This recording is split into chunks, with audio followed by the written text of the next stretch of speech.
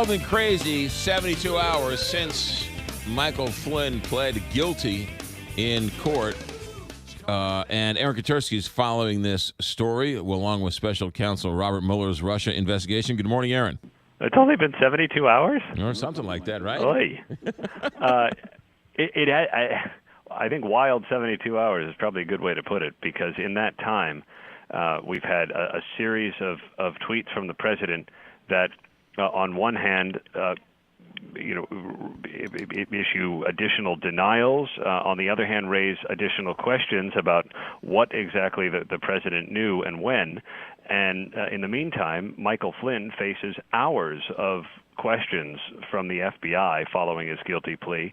He'll have to endure lie detector tests if the agents deem it necessary, and his answers, I think McGraw, will determine in part whether this investigation reaches even deeper into the White House. Yeah, it's interesting that wouldn't they already know what he is going to say and what he knows about, and that's why they cut him the deal?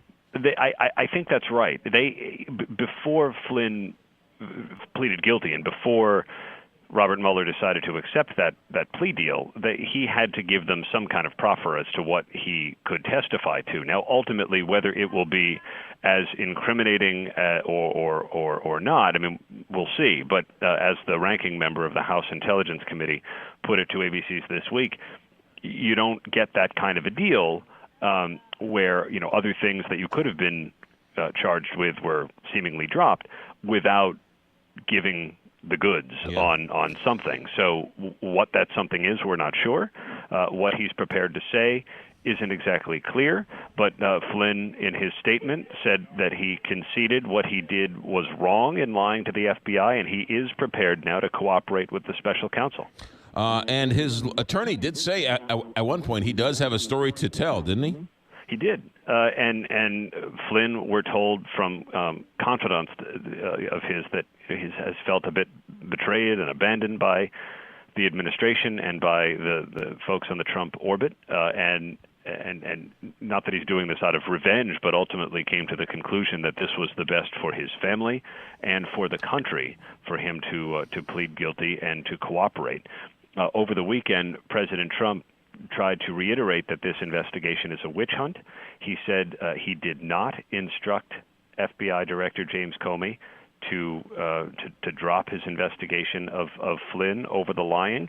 And at the same time, his lawyer is publicizing a new legal strategy that says the president, the sitting president, cannot be charged with obstructing justice.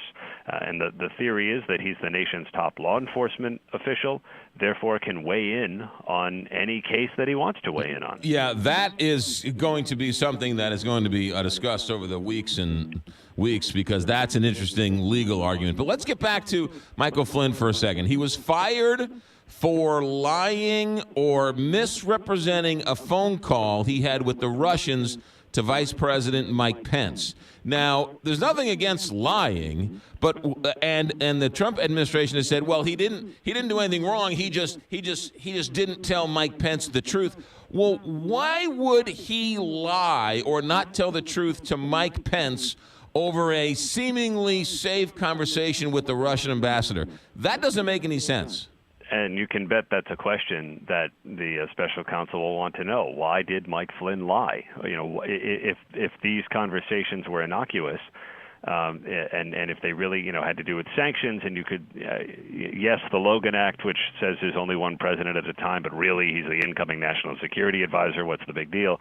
If these are really innocuous, why lie to the FBI, and then why mislead Vice President Pence about them? Over the weekend, there was another tweet from the president's account that said that Flynn was fired not only for misleading Mike Pence, but also because President Trump knew he had lied to the FBI.